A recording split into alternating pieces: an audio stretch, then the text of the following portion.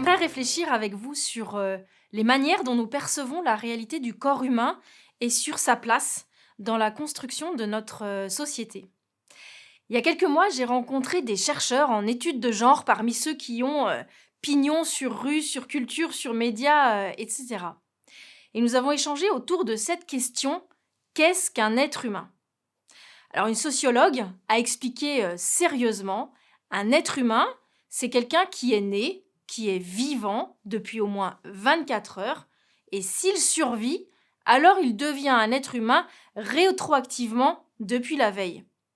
Alors, devant nos mines un peu éberluées, elle s'est sentie invitée à prolonger sa pensée, et elle a confié que sa conjointe avait été récemment enceinte par PMA, mais malheureusement, elle avait fait une fausse couche. Alors, devant cette triste évocation, cette expérience charnelle et concrète, je m'attendais à ce que la vie in utero ait pris pour elle une réalité différente de cette première idée qu'elle venait juste de nous partager. Eh bien, pas du tout. Elle a évoqué la tristesse que toutes les deux avaient ressentie, mais elle s'est empressée d'ajouter que cette tristesse n'était pas liée à la perte de quoi que ce soit. Ce n'était pas un être humain en tout cas, mais seulement parce que leur projet n'avait pas abouti. Alors à côté d'elle, la directrice du centre de recherche l'a quasiment applaudi, puis elle nous a donné sa propre réponse. Pour elle, un être humain est quelqu'un qui se définit lui-même comme être humain ou quelqu'un qui est défini par quelqu'un d'autre comme étant un être humain.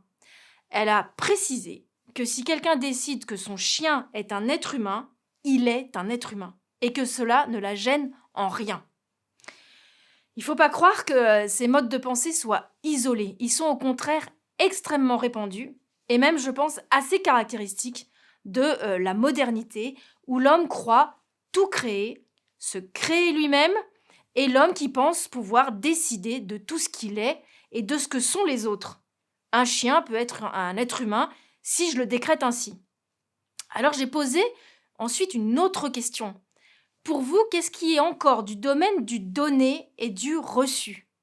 Alors comme elle ne me comprenait pas, j'ai pris le premier exemple qui m'est venu, la nature ou la lune par exemple. Stupéfiante réponse: la lune, tout dépend de ce que vous en faites. Ce que je fais de la lune, moi, pas rien, à part la contempler ou subir les insomnies qu'elle induit. J'ai vraiment eu cette étrange sensation que nous ne parlions pas la même langue, comme si nous n'habitions pas la même réalité. Est-ce qu'on peut définir la lune par ce qu'on en fait? Est-ce que c'est la fonction de quelque chose qui définit ce qu'est la chose? C'est un peu la même vision que sa collègue sur l'enfant à naître finalement. Si on se met dans une conception où la nature découle de la fonction, et si la fonction est projet parental, alors la grossesse n'est même plus pensée dans le sens de l'incarnation. Concevoir l'enfant comme un projet ne conduit plus seulement à le chosifier, mais à en dissoudre sa réalité dans une simple idée. Voilà, je crois, les pouvoirs magiques que se donne l'homme moderne: vaporiser la réalité, utiliser la capacité du langage pour créer son propre univers dans lequel il devient le maître de la réalité et de la vie. Au fond, je crois, l'homme moderne, du haut de ses pouvoirs et savoirs, aimerait plier le monde à sa représentation. Il est aveuglé par ce qu'il croit être tout-puissant. Un peu orgueilleux aussi. Il a du mal à n'être qu'une créature. Il aimerait bien être son propre créateur. C'est le rêve, le projet de l'homme autoconstruit. Et je pense que 3 éléments alimentent cette tentation. D'abord, la coupure, avec toute forme de transcendance. Ensuite, le fait que nous vivions trop souvent coupés de la nature. Et enfin, les biotechnologies, qui nous donnent aujourd'hui des pouvoirs immenses et inédits. Ce n'est plus de la science-fiction, les premiers bébés génétiquement modifiés sont déjà nés. Nous avons la capacité de créer la vie humaine de toutes pièces en laboratoire. de modifier le message du commencement de la vie, l'ADN, et de modifier notre propre nature humaine. Cette autoconstruction va très loin.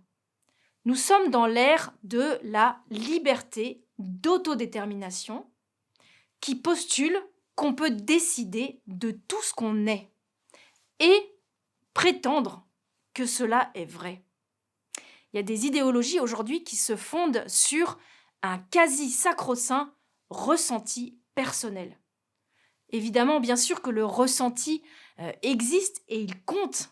Il y a même des réalités qu'on ne comprend totalement qu'en les ayant vécues ou ressenties parce que, évidemment, expérience et connaissance sont en dialogue. Mais ce que nous ressentons ne dit pas tout de ce que nous sommes.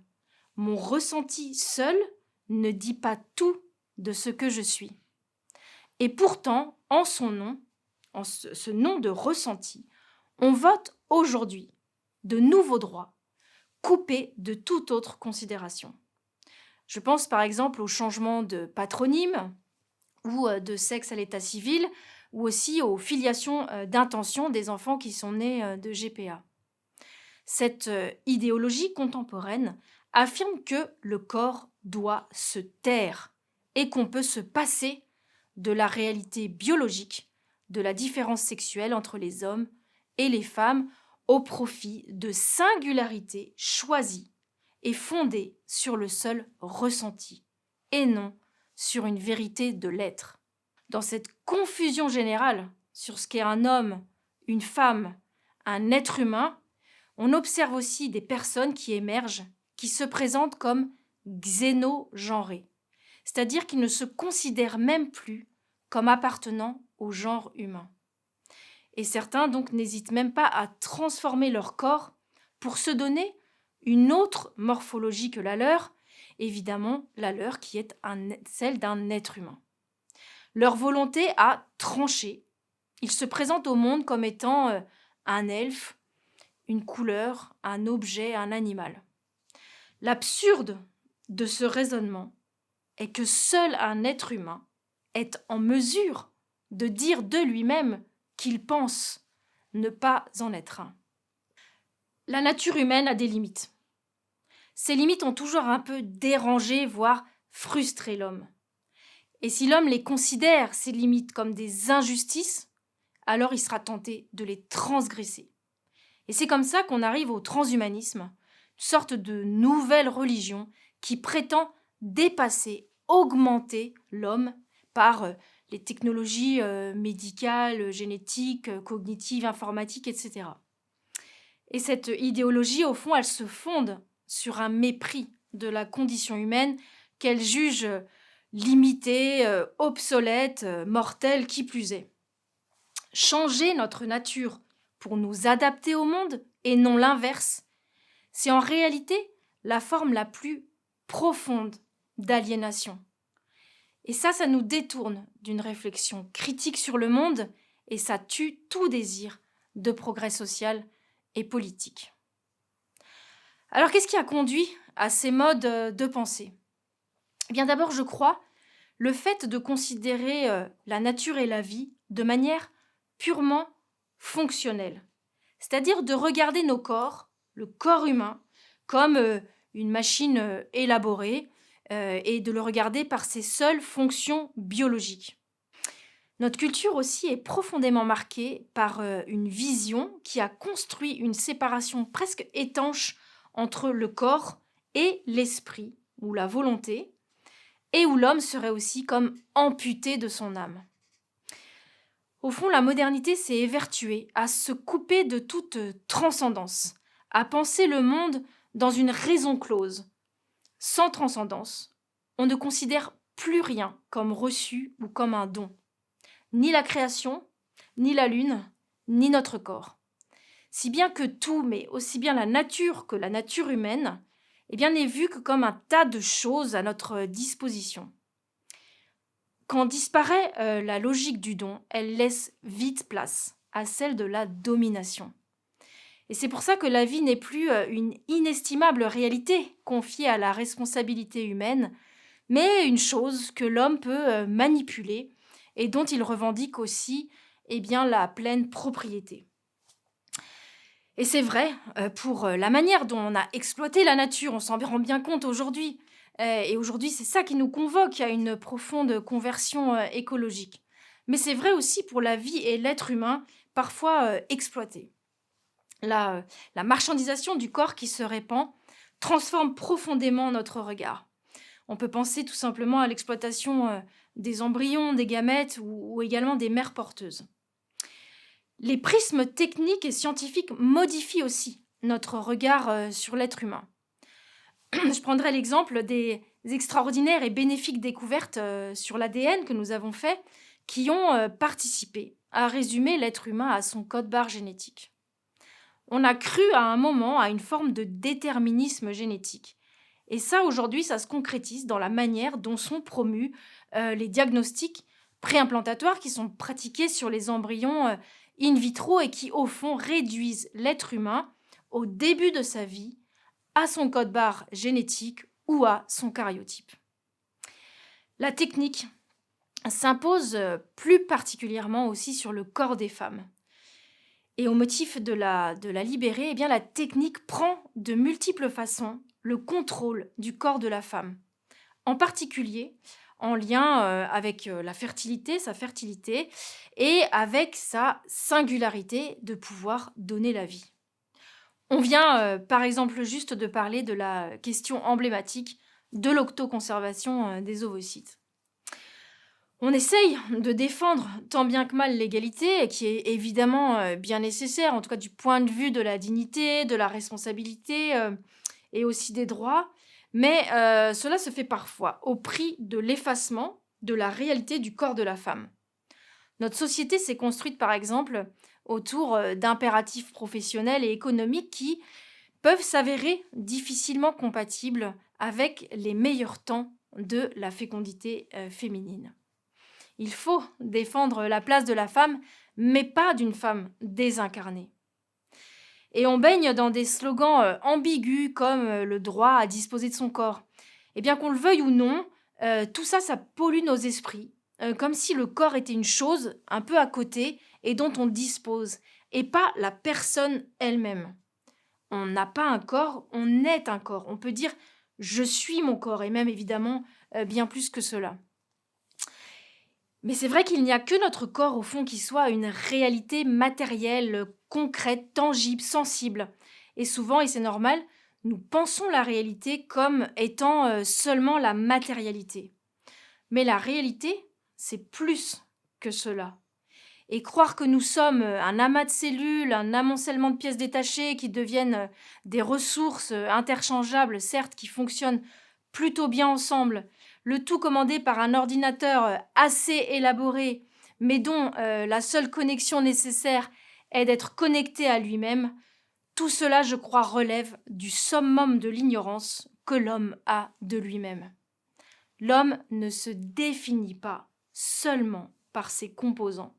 La vie ne naît pas de la matière, mais c'est un principe de vie, d'abord, qui anime la matière. Et cette vie, ce corps, on le reçoit, ou plutôt on se reçoit, en venant au monde.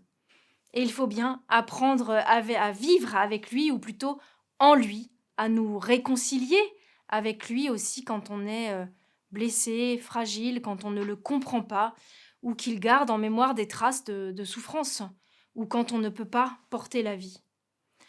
Toute notre vie passe par lui, c'est le corps de nos vies. Je crois qu'on observe une immense prise de conscience, et il était temps, des drames abominables derrière les abus sexuels, derrière l'inceste ou les ravages portés au corps et à l'esprit par la pornographie, par la prostitution.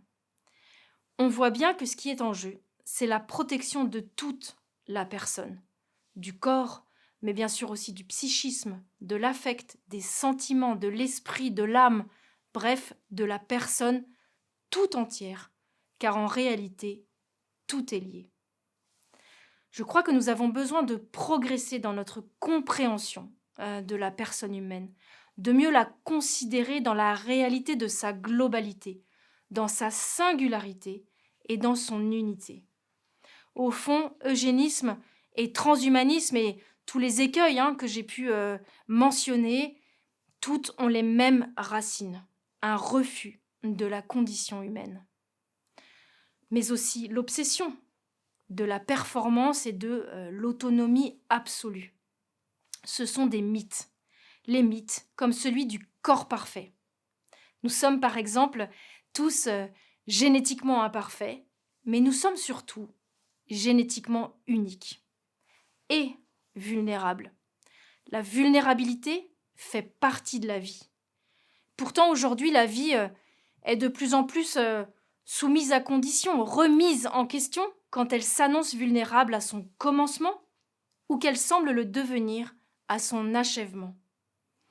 Mais quelle folie que de mettre la vie sous condition à cause de notre commune vulnérabilité, alors que celle-ci est la condition même de la vie. On peut dire bienheureuse vulnérabilité puisque seul ce qui est vivant est vulnérable. Il me semble qu'aujourd'hui, il y a une immense soif et un immense besoin de repenser la condition humaine comme étant une bonne nouvelle, comme étant la condition même de la vie. Mais évidemment, sans oublier qu'il est juste d'œuvrer à améliorer les conditions de son épanouissement, qu'il est juste aussi de travailler pour progresser aussi bien dans les connaissances qui explorent la merveille du corps humain que dans tous les moyens qui permettent d'en prendre soin. Et je pense que c'est en partant de la condition humaine qu'il faut penser les principes qui construisent la société. Hommes et femmes, uniques et singuliers, avec des temps particuliers, dans l'unité des êtres incarnés, corps, âme, esprit. On sent bien que notre société est en quête d'une vision intégrale de la personne et que cette vision intégrale est la plus cohérente qu'il soit. Ce qu'il nous faut retrouver et cultiver, c'est le sens du don, c'est l'accueil de l'imprévisible et contre la domination et contre la manipulation, encourager la considération et la contemplation. Ce qu'il nous faut retrouver et cultiver pour nous-mêmes et pour les autres, c'est la grâce de l'émerveillement.